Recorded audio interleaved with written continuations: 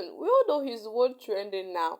Ibrahim versus Gowon, and revealing what he did against Igbos that triggered the civil war. In his newly released memoir, A Journey in Service, former Nigerian military head of state General Ibrahim Badamasi Babangida offered a detailed account of the events leading up to the Nigerian Civil War, highlighting unfulfilled promises and political tensions that escalated into conflicts. The 420-page autobiography, Mad, launched on February 20th, 2025 at the Congress Hall of the Transcorp Hilton Hotel in Abuja, delves into Babangida's personal experience and perspective on Nigeria's political landscape. Among the notable revelation is his critique of General Yakubu Gowon's assurance to the Igbo community during the tumu- tumultuous period of 1966. Babangida recounts that following the coup d'etat and the assassination of states then head of state Major General Johnson Aguiyi Ironsi, Colonel Yakubu Gowon assumed leadership as the new commander-in-chief of the Nigerian Armed Force in an effort to stabilize the nation and address the escalating ethnic tensions. Gowon conveyed regional politicians, referred to as leaders of thought, to deliberate on the country's future. In a strategic political move aimed at garnering support from the Western region, Gowon authorized the release of Chief Obafemi Awolowo, a prominent Yoruba leader from Calabar prison where he had been serving a sentence for treason. This gesture was intended to foster unity and reassure various ethnic groups of their safety and inclusion in the nation's affairs. However, Babangida points out that Gowon's assurance to the Igbo community, particularly regarding their safety in northern Nigeria, were not upheld.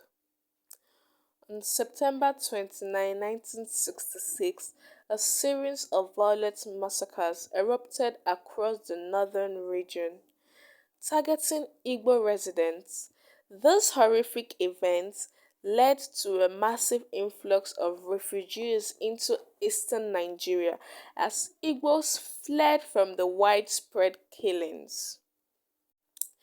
In response to the escalating violence and the failure of the federal government to protect Igbo life, Lieutenant Colonel Emeka Odumegu Ojukwu, the military governor of eastern Nigeria, withdrew his delegations from Gowon's peace and reconciliation talks in Lagos.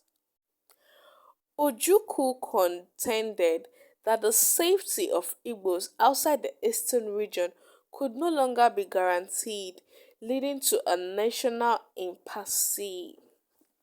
Amidst this deadlock, I wanted to say dreadlock. Oh my god. Amidst this deadlock, Ghana's head of state, Lieutenant General Joseph Otto Ankara, intervened by proposing a neutral venue for reconciliation discussion. This initiative culminated in the Aburi Peace Conference held in Aburi, Ghana from January 4th to 5th, 1967. The conference brought together delegations led by Gowon and Ojukwu, resulting in what became known as Aburi Accord. Aburi Accord aimed to establish a framework for resolving the Nigerian crisis, with both parties agreeing that force should not be employed to settle disputes. However, discrepancies soon emerged regarding the interpretation of the accord. The Eastern Nigeria delegation maintained that the agreement endorsed to loose federation, granting a significant autonomy to the region. In contrast, the federal government viewed the accord with the context of unified Nigerian states. To implement its understanding of the Aburi's decision, the federal government promulgated Decree 8, intended to encapsulate the Accord's provision at a subsequent Supreme Military Council meeting in Benin on March 10, 1967, where the decree was to be ratified. Ojukwu abstained, arguing that the decree contravened the essence and intent of the Aburi Accord.